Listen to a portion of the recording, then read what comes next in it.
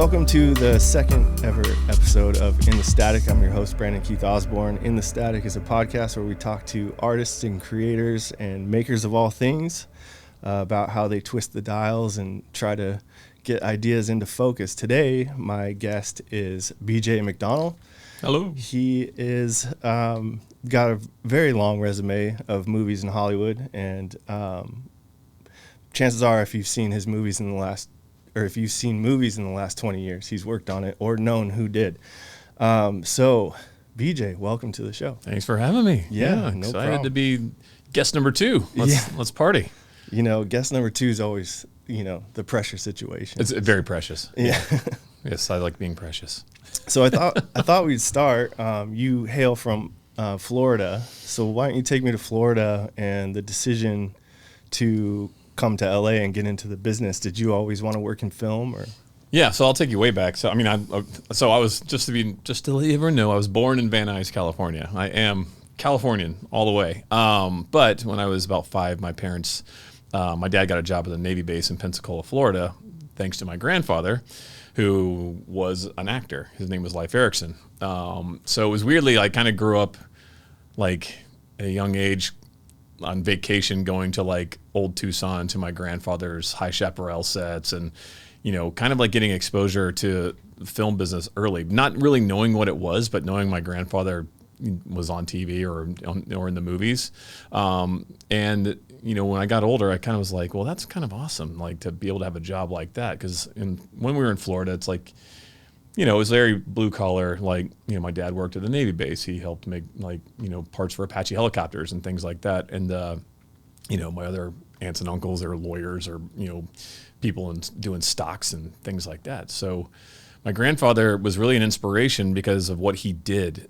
So when I was younger, me and my buddies would get video cameras and we would make movies. Like I'd write stupid action scripts or horror movies, and like not knowing that this is something that was going to be leading to a career, but just like I thought it was fun. It was like, this is cool. Like me and my buddies get to act and make these crazy stories. And, we were running around the V8, the back in the day, we had a camcorder that had to attach to a VCR that was in a backpack with like a motorcycle battery to like power it up when you weren't plugged into a wall. Like it was absolutely horrible to lug around, but it was so fun to do that stuff. And so I got kind of addicted to making movies with my buddies in Florida, and they were just really ridiculous. So, cut to, getting older, getting out of high school, I lost focus of that and went into being into a punk rock band, and I toured with the punk rock band for, close to 10 years. And I thought that was my career choice, was to be this bass player in this cool punk band. And we were doing great. But as young people do, and how people don't realize that that's also a business, it, broke up, and that was it. So what do you do now? I don't know what I want to do. Fire department and be a firefighter, try to be a doctor, do something like that. No, why not try to make movies? And my grandfather already passed away. It was very, very rough on me. But my grandmother, she was like, well, you enjoyed making movies. Why don't you come back out to California and go to film school and see if that's something you want to do? So I went to Los Angeles City College and got my degree there, which, I'll be to be honest, doesn't do anything for me, but I got a degree in cinema. But the biggest help was a buddy of mine who was also in a punk band in Alabama who married a costumer. He was a grip. And so he got me working on sets as a grip. And that's how I got to learn etiquette and how film sets work, was being a grip. And then I fell in love, I still wanted to direct. That was my main focus, to be a director. But I fell in love with the art of camera operating, being around the operators and the dollies and composing shots and telling the stories. And that was really something I just loved. And honestly, the Steadicam, when I saw that, I thought it was so amazing, because one of my favorite movies ever is Aliens. And Vasquez in Aliens basically runs around with a gun attached to her body, which is a Steadicam rig. It's a vest and an arm, and unfortunately I'm not running around with a gun, which is good, but I'm running around with a camera and making these beautiful cinematic shots. And that was really kind of where my career ended up going, was like I lost my focus of being a director at that time and really wanted to become a camera operator, which took me to where I am now. And also now I'm back into directing, and now I do both. And that is basically how my whole career got going. And I'm 25 years in. Yeah. Old guy. I mean, steady cam operation, I'd argue, you have to have a director's eye to do that because you're kind of out on your own and you have to compose those shots and make, real-time decisions, right? Because it's just you and the camera. So. I put it this way. There's a lot of guys, there's different operators out there. There's operators that can pan and tilt and they can hit the marks and do their thing, but you also want to be an operator that knows story. And I think that's very, very important. Knowing story and knowing how to compose the shots and get the emotion through how you're moving the camera or the dollies or whatever you want to do is a very important trait. So I think if you're a skilled camera operator with all the, with all the technical skill, but you also can tell stories and also suggest to even some directors like, oh yeah, that's a great idea. What do we do this? You end up like really becoming a better part of the project, more attached to what's going on in the storyline. I just feel like it's more creative at that point. And so, the job that I have as a camera operator, now that we're here on this talking about creativity, is very creative. It's probably one of the most creative jobs in Hollywood, in my opinion, and one of the most, I'll say it's the best job in the film business is being a camera operator. Not biased. No, I think it's the best. It is literally like, I love my job. I still love what I do. I love directing, but I'm also like, I'm fine with the camera operating. I love doing what I do. I love working with other people. I love getting the knowledge working with other directors, and that makes me a better director. Right. You know what I mean? And also working with terrible directors, which makes me go, I'll never do what that guy did or that girl did because that was a bad decision. And you learn from all that. It's probably the best film school you could ever have instead of, like, I went to Los Angeles City College. It was a great place. But you give you a book, and like when you haven't stepped foot on a film set before, you don't know what. Like you turn a page and like, oh, what's this thing? It's called a C-stand. What does that do? I don't know. There's a cool picture of it. Right. But until you actually get to work with it and realize exactly what that does, and you don't know what's going on there. So the best film school is being on a film set. And I'll say that I wish I would have got a degree in something else because no one ever asked me for my film school degree. No offense to anyone's in film school that's hearing this. Good on you, but in my experience, I kind of wish that I would have just taken that money and maybe made a short film or got a degree in something else, but also still pursued the film business and had a secondary degree. Yeah. I'm also a product of, I went to Art Center College of Design for photography. Right. And I do know that the networking there was priceless. Yeah. So I imagine it's the same at LA City College. I have this picture in my mind of you like running around Pensacola with a backpack with a VCR in it and BMX bikes and stuff. Do you full on BMX bikes? Yeah. Totally. Do you have any of those films still or no? Well, me and my wife lost our house in the Palisades fire, and I had a lot of the VHS things that were just in boxes, which I always was like, I should digitize this and do it, but they're gone. I mean, they're like, it's such a bummer. Yeah, it's such a bummer because it's really funny to see that stuff, but not anything I would ever put online because it's so ridiculous seeing my friends doing that. But yeah, I had some stuff, and but yeah, it's all gone. Unfortunately, that did it. That's a bummer. Yeah. So you start grip and then you move into Steadicam, and was that kind of just a decision one day, or did you just put on the Steadicam and you're like, I want to do this? I just realized, like, after I had got to a point and I wasn't a grip for very long. I was only a grip for a few years, and I got in the union really fast with Local 80. And, I enjoyed what I did as a grip, and it taught me so many, like, life things. Like, when I was in Pensacola, Florida, I was a surf BMX bum, punk rock kid. And that's all I cared about was, like, surfing, going to the clay pits and hitting jumps on my bike or, touring. But when I became a grip, it taught me how to measure, how to cut, how to build things. It was really like the experience was fantastic to do that. But it came to a point where when I would see a TV show or a movie I was working on, I kind of was like, well, yeah, I'm working on this show, but none of this stuff that I'm watching is anything that I'm like, hey, I did that. And being in the creative space that you want to be in, and you're there to, everybody in the film business, in my opinion, I think everybody wants to have the creative input and be a part of it and be creative. But I just felt like I wasn't really doing anything that satisfied my creative needs. And I fell in love with camera operating. I fell in love with the art of it. I fell in love with, the working with the DP and the director and figuring out how to compose the shots, figuring out what tools to use to make these shots. And, in the end, when you finally, like, you get that job done, you go to the movies, and what you see on that screen is something I had put my personal touch on, that I was, the one that did that stuff. And to me, that was a great payoff, and it becomes addictive because then you want the next job, and you're so excited to be a part of, people's dreams and vision and being able to make that come true. I think it was great for me, and I still think it's very creative. It's fantastic. Yeah, that's kind of what the show's all about, right? Like Yeah. you go through the whole process of collaborating with people, and then when you sit down at the movie screen and you see the vision come to life, and it's that moment, that clarity, that you made something and that you're proud of. Yeah. So it's clear to me that directing has always been what you wanted to do. Yeah. And so you must have been chomping at the bit. Like you mentioned that some directors, you're like, man, I wouldn't do it like that, Yeah. So it becomes hard to create somebody else's vision, Yeah. So I can imagine that transition into, well, I want to make my own thing, and like, we talk a lot about like chasing the yes and trying to ask for permission to get things made. Was there a point where you're just like, I'm just going to go make things? Making things, especially movies and stuff, is very hard unless you have an unlimited budget or mommy and daddy's funding you.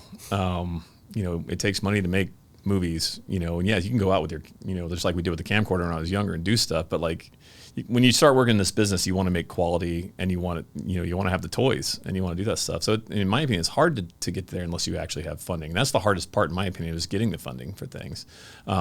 So yeah, I mean, there comes a point where you're just like, yeah, I want to go out and start doing things. And me and my buddies would go out and shoot like little spec commercials and things like that. Didn't really do much.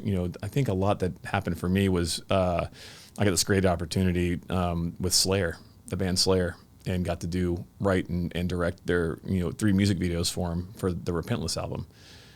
And that was a fantastic opportunity for me. And that was kind of like, the first one came out so good that they gave me the reins to do another and then another video after that. And it was just so cool because I feel like that's like one of the things that I've done, that those 3 videos were like so creative for me, because not only was I directing them, but I was also writing them and getting to work with the band and getting to have the albums, and being from a punk rock and heavy metal background that I love, this was like a dream come true. So, it was kind of great. I mean, it was weirdly kind of fell into place. Strange. Yeah, I'm glad you brought up Slayer. That's where I was going next. Like, how did that come about? Just from your punk rock background, or just like at a party one day, they're like, hey.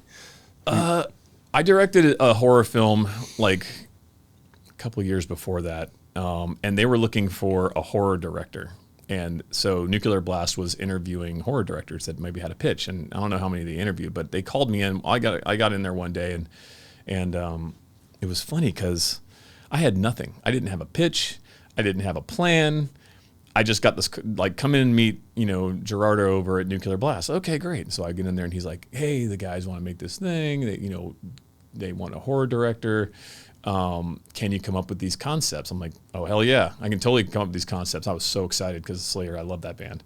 So I rushed home and I got on my computer and I wrote, knowing that there was, probably because music videos don't have a lot of money nowadays. They're not like they used to be back in the day, like in the 80s. Like their budgets are just so small. So Spike Lee is not directing. No.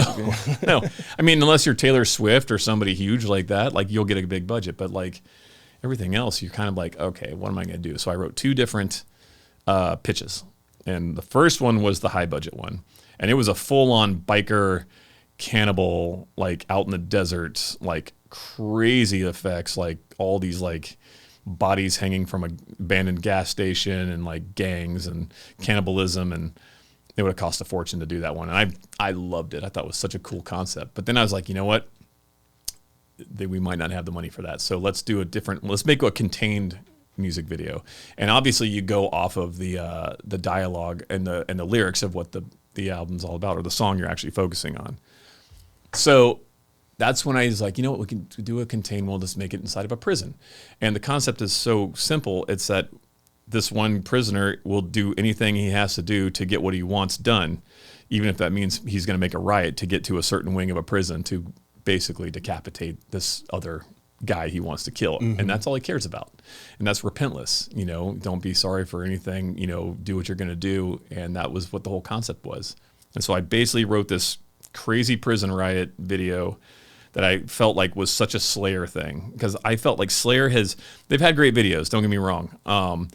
but they never had a video that ever said this was a Slayer video for me. I wanted something that was so brutal and so gnarly that was like kind of like the persona and like the actual like what I envision and what I always think of when Slayer happens. So that's why I wrote the Repentless video for the prison thing. That's violent and bloody and brutal and it tells a story. And that was my other thing is that I see all these music videos, these metal bands that go to like these warehouses and they're like just the band's hanging out, it's a warehouse, whoop-de-doo, I mean, that's a cheap version of making a video. Great, that's cool. Let's go back to the old days of like the 80s, like when videos had a story, and that was what I wanted to do. I wanted to put the band in there and I wanted to create a storyline.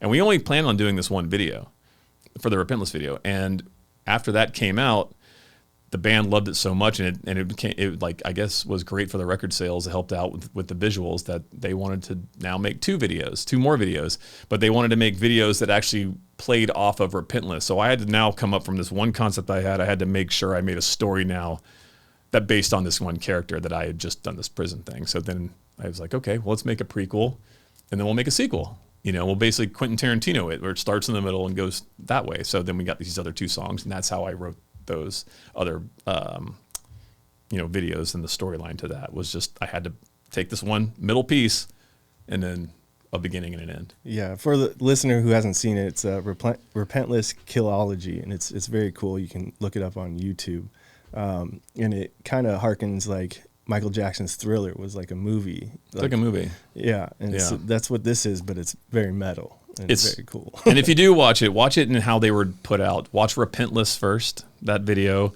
then watch You Against You, and then you watch the last one, which was just Pride and Prejudice. And that will tell you that's when they were released as well, and that was kind of fun because you get to see like how the story came about. Like you get to see that Repentless video first, then you get to go, well, what's this guy all about? Then you see you get a little taste of it for the You Against You, and then Pride and Prejudice is the last video, and it completes and wraps up the whole story. Right on.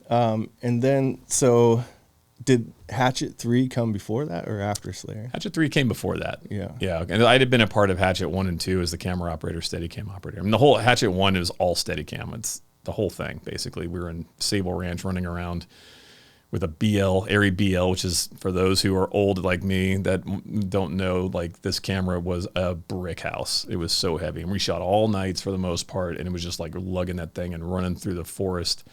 That was that. And then I did the second one, which was more contained, and then I directed the third one. Mm-hmm. Yeah. How did you get the opportunity to direct the third one? Because I did the first and second, the director, the first and creator of Hatchet just asked me if I wanted to do it. And so, yeah, of course I wanted to do it. It gave me an opportunity right there to go ahead and jump in and do what I wanted to do with it. And so I was happy with what I did because I always thought the first and second one were so didn't feel so open. Everything felt so small, with where we shot. The first one we shot Sable Ranch. The movie takes place in New Orleans, right? It takes place in a swamp. So we're out in the desert basically, yeah. And we throw moss in the trees, and we're like, we're in the desert. I mean, we're in the swamp, yeah. And we're not. We're literally out in the desert. As LA becomes many places, right? So. It does, which is cool. I mean, it doesn't really matter, but I was happy with what I did for this one, was the look of it. And this one had the smallest budget of them all, which is the amount of money I had to make this was a test of will, to get through it was absolutely rough. But I wanted to actually shoot in New Orleans in an actual swamp so we could actually have scope. And I changed the aspect ratio. Panavision, who, got involved because of my relationship with them. So we got to use Panavision lenses on crazy, Red 1 cameras. For anyone that knows any cameras, the Red 1 was one of their first Reds out there. Mm-hmm. And for what we did with the Panavision lenses on that made the whole look of it completely different. So I'm really proud of that. Yeah. But for the small budget that we had, we did a good job. Some stuff is super hokey, we couldn't you can't afford certain things at some point, and they just got to get what you get in that. And, I learned a lot on that one. Yeah. I wanted to ask, so what's it like putting on the director hat after working alongside directors and now all of a sudden you're on that side? Is it kind of hard to let go of maybe camera operation and you mentioned the budget's tight and you got to make magic happen, so now you're in charge of that stuff, right? And so yeah. what's that transition like? I mean, I was definitely nervous, but like because I knew most of the actors already in those movies, it was pretty easy for me because I already knew how to talk to them. I've already had the relationship with them. I didn't have to think about that.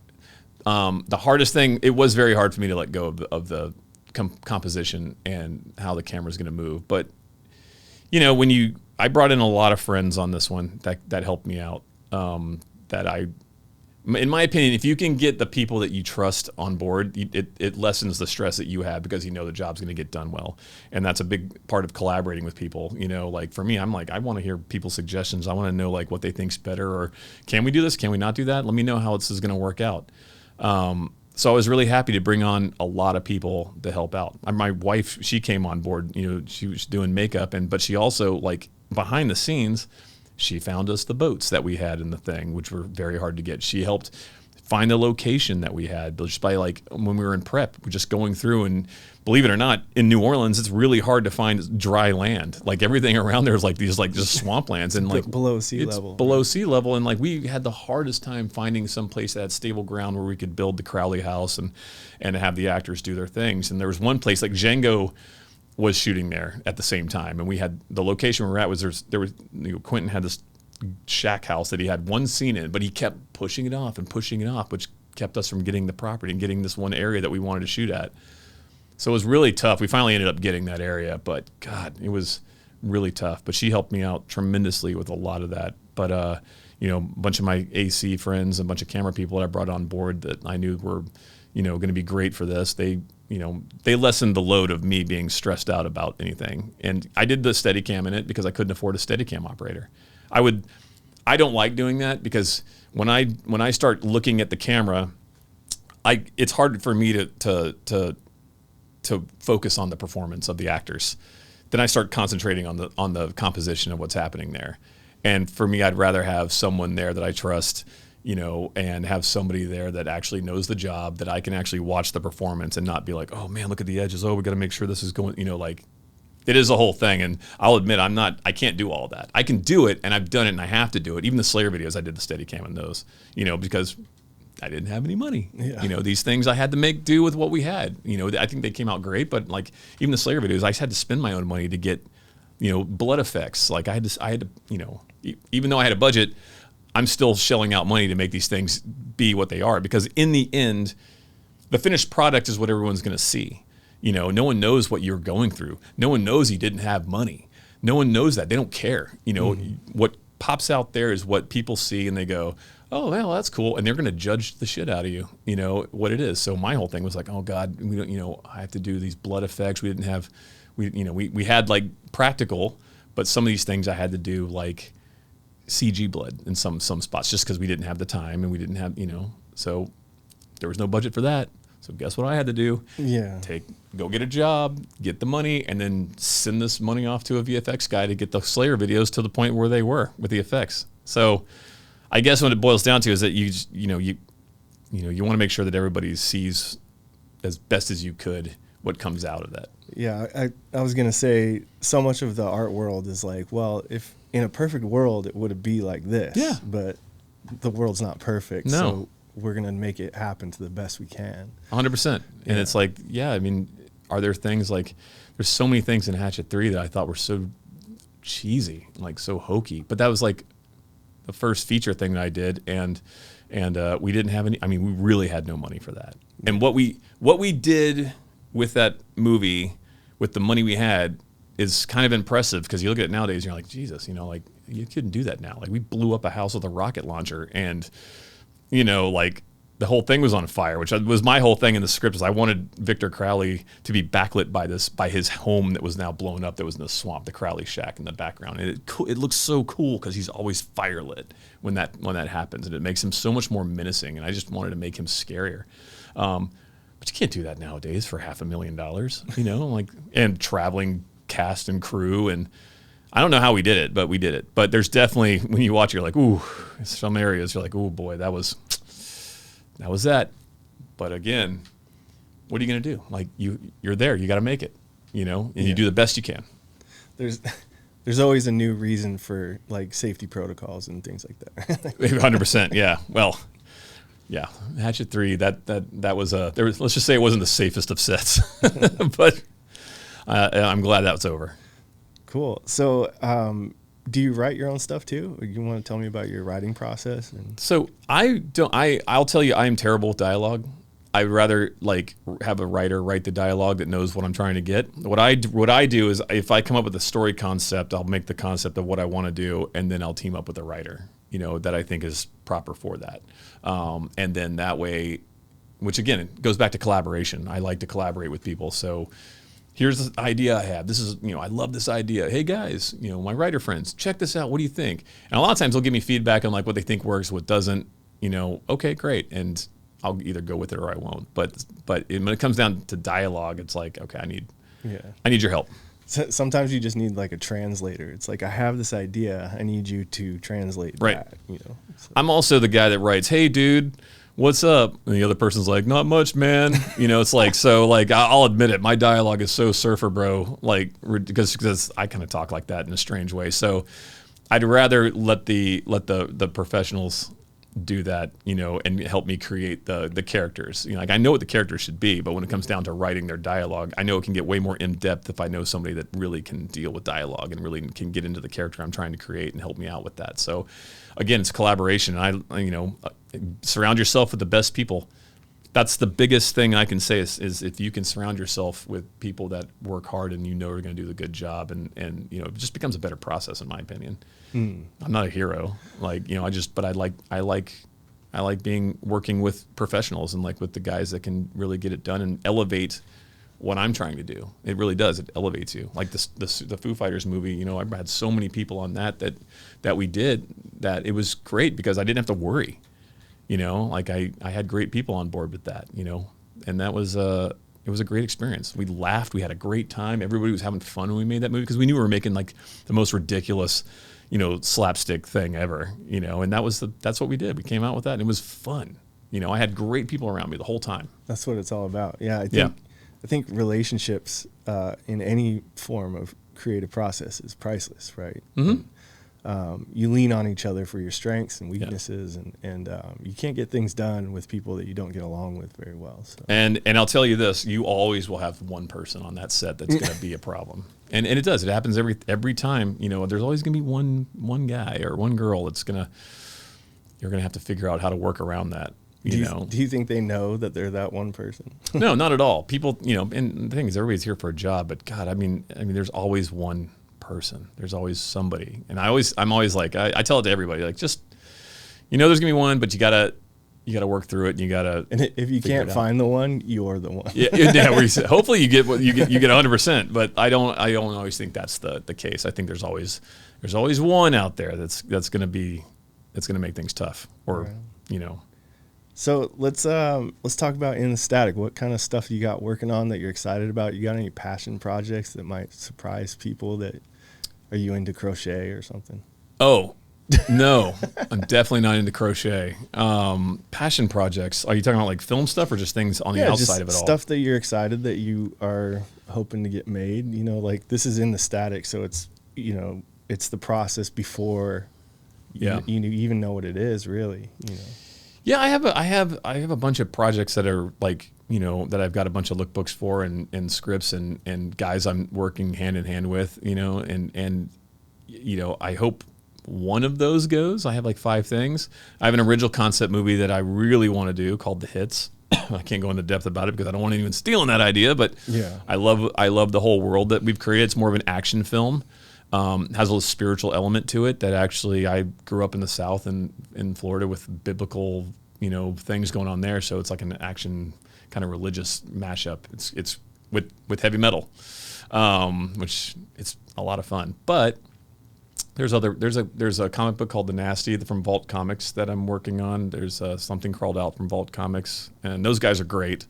Another book, a book called Infested that I'm working with Raven Banner at, and Andrew Hunt over in Canada, and so we're trying to get that going.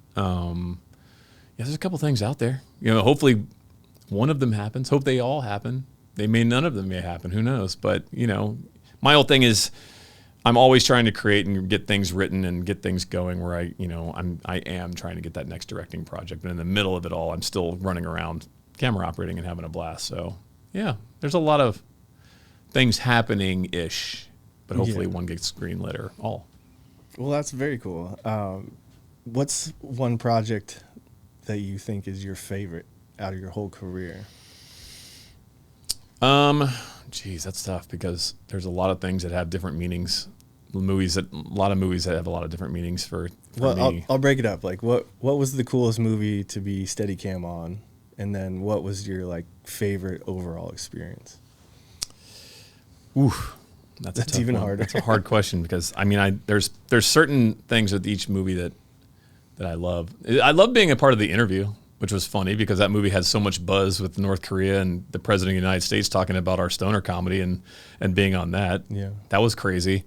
The first Jack Reacher, I loved that we did that, and working with Caleb and Tom Cruise and everybody, that was amazing. And the way we shot it was so classic, dollies and cranes and things, we're not just handheld, it's an action scene, let's go handheld. No, let's do this like on a techno crane and like really make this beautiful and really plan things out. I loved that.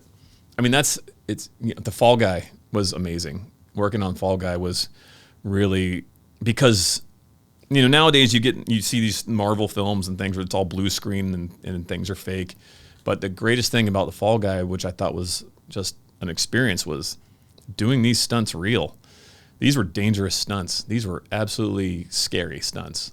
And being a part of that and watching these stunt performers do what they do best was fantastic. Yeah, that movie was great because it kind of gives you a peek behind the curtain of what it actually takes. And I think people take for granted, they're like, oh, that's just CGI. It's like, no man, that guy fell off that building. Dude, we did. The stunts were so scary, and it is kind of cool to that movie. It especially means a lot for people that work in the film business because it's the behind the scenes of it all that people see. There's even a joke that Ryan talks about, like a meal penalty NDA at one little point, and people that work in the business catch on to that. Like, oh, that was funny. He mentioned that whole thing in this one little scene, which most people that don't work in the film business have no idea what he's even talking about. Yeah, it's kind of like Tropic Thunder. It's missed meal period. Yeah, like Tropic Thunder is that movie for people that work in the film business is absolutely amazing, but it doesn't translate as well to people that don't work in the business. It's still a great funny movie, but but for people that work in the film business, the jokes are even funnier. The inside jokes. The inside jokes. And that's what I liked about The Fall Guys. It detailed a lot of the behind the scenes of what it really does take to make a movie. So that was a blast to work on. I'm very proud of that one. But yeah, God, favorite stuff. Like there's so many things to choose from. Because I'm just an old geezer. Well, like Top Gun Maverick, did you get to see the jets flying over you and stuff? How was that? So Top Gun Maverick, I was only on for a bit of it. I did a lot of the reshoots that they did. That movie went forever, and there were so many great technicians on that movie that came in and out, and they had to plan their whole schedule. Like a lot of it, they had to plan with the military, and so they would shoot and they would not shoot, and then when the military could have them, they would shoot and then not shoot. I was lucky; I got to go to Fallon and be a part of the jet low fly.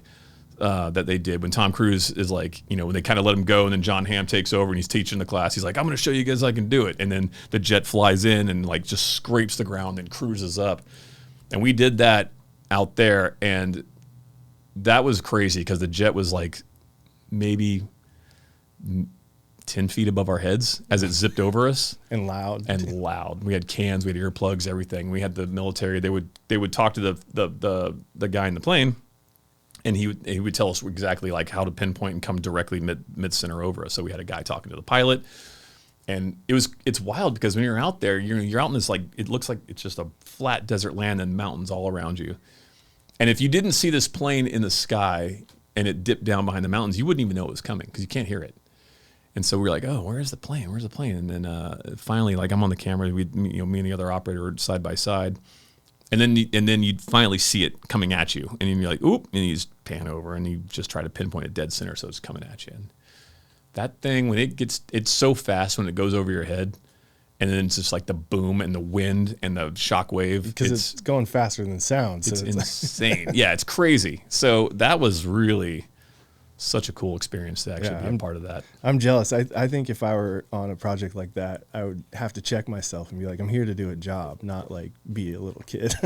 Right. Well, the thing, and the DP, Claudio Miranda, you know, I love what he does too, because he gets really technical about things. He likes to get in there and figure things out in other ways that you know, aren't always traditional, you know, and so it's kind of cool to watch how he works, and being a part of the projects with Claudio is a lot of fun, you know, because he gets to do all this stuff. Like, I guess he got to talk to the captain of the aircraft carrier, and I hope I can tell. I'll tell the story, but I guess you're not supposed to turn an aircraft carrier.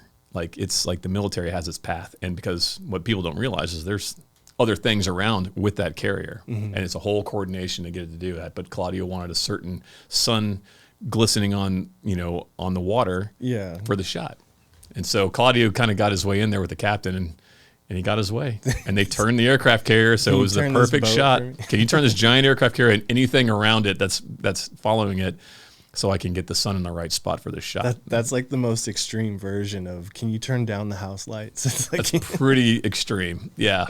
So kudos to Claudio. That's very cool. Thanks for sharing that story. Pretty cool.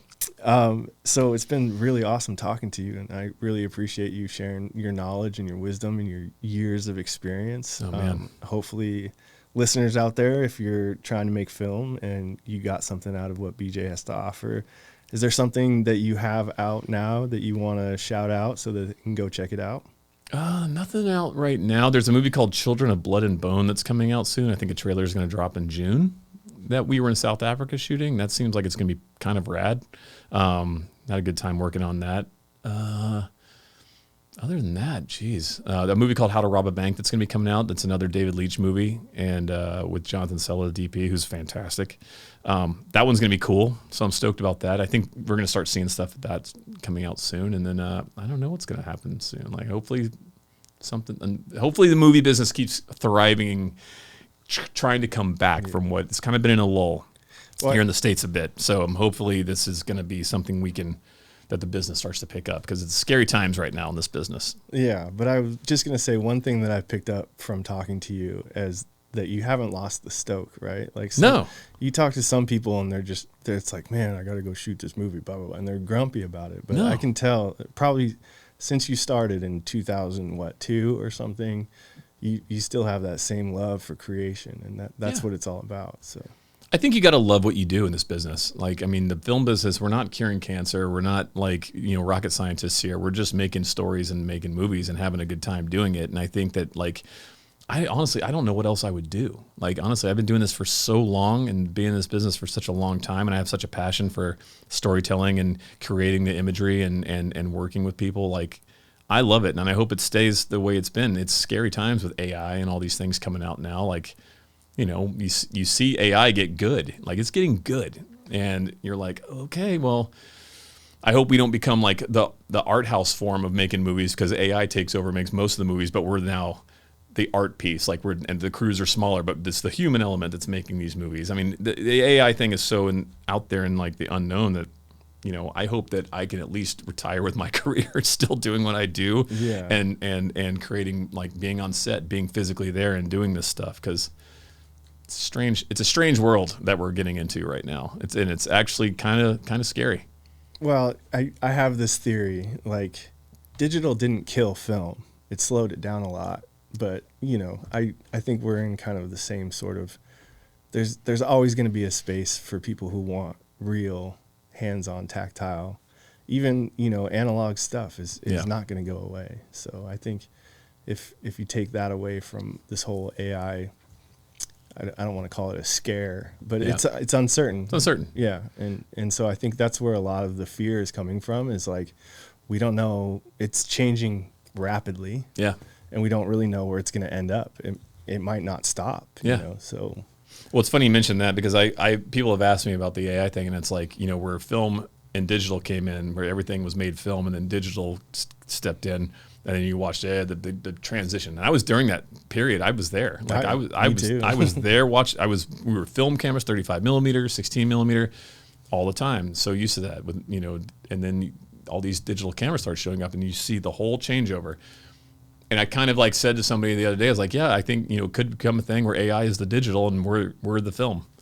And that could be the path that we're going in. I don't think it's all going to go away, of course, but I hope it doesn't. I hope people are always creating and making movies and being able to do that. But AI it's getting good, and people are already working with it.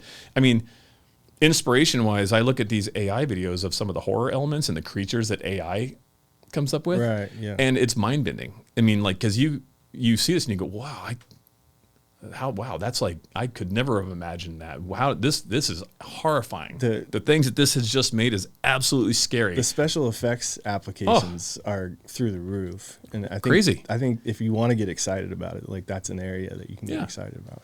Especially in some of those, like the Slayer video that you said, you're like, oh, I can't make this. It's going to cost too much. AI might make that conversation different. Yeah, and think about it. Like the Slayer videos were only made in like 2015, 2016. We're not that far off from when I did those, and look where we are now. Right. It's insane. I worry about the CG artists and the people that are behind the scenes that do the digital effects with the AI of it all. You look at that and you're like, oh God, what's going to happen for those guys? Yeah. And geez, I don't want to get on my soapbox, but I also have talked to people, like, if you've been using Photoshop, the clone stamp is AI. Mm-hmm. You've been using it all along. Right. So these tools are just so good now that they can like create the thing from scratch. Right. So, those CG guys are just going to have that huge toolbox. The toolbox just exponentially grew. Right. So. Well, it depends if the studios want to keep the CGI guys. Well, yeah, but I mean, who's going to operate it? I think we've also seen in the corporate world where they lay off all these people and then they're like, oh crap, this is not cheaper. Yeah. And so now they have to hire all those people back. I think, so. Yeah, I don't want to be the scare of it all, but I think people are putting the horse in front of the cart a little bit because again, it's uncertain, but it's uncertain. I hope you're right. I have, I don't want that to happen. I want everybody to keep working and doing this thing, but it's like, it's weird to see the transition, how fast things develop, and it's crazy. Well, and speed elevates fear, right? So in the Industrial Revolution, it happened over 20 years. Yeah. So it's like, there's fear there, but it's kind of like a slow burn. Yeah. We're seeing, Will Smith eat spaghetti kind of rough. Yeah, I remember that. Yeah. But within 2 years, it's like, oh my God, is that him? So. Is that him? Yeah. Yeah, it's wild. I think it has its application for sure. Like, I think it definitely is, like, it's pretty impressive to like see stuff, and it's, even as a writing tool, sometimes I'll play with that a little bit and just be like, oh, well, I'm trying to figure out this one thing, and it's like talking to a person next to you, like just to rattle off some things. But as long as you're not solely trying to work AI everything, keep it from your brain and work it that way. But it's a weird thing. I think this is the last thing I'll say about AI. Like, it's not going to stop me from making what I make, you know? So, and people can either love what I make or not, and I'm just going to be what I do and what I make. And I think if people can kind of step back and realize that, instead of being like, this is going to take my job. It's like my job. Yeah. It's like you're wasting a lot of energy, man. Just be you. Well, you can't worry about it. That's the thing. If you worry about it too much, then you're going to be like always freaking out. It's just like, my whole thing is just keep going out there and trying to do what you want to do and create.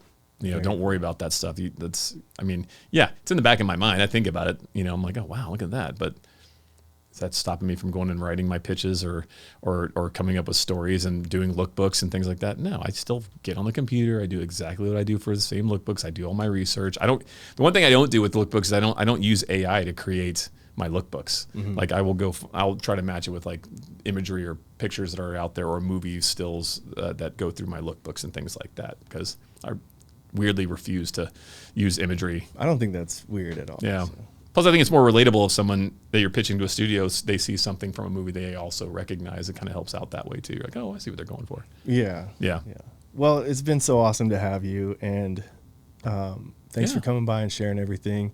This is In the Static, the podcast, and listen wherever you get your podcasts, and give me a like and a share and all that stuff too. And we'll see you next time. Awesome. Thanks, BJ. Thanks, dude. I appreciate it. Had fun. That's In the Static. If this conversation meant something to you, share it with someone who needs to hear it. Subscribe wherever you listen. New episodes whenever the signal comes through.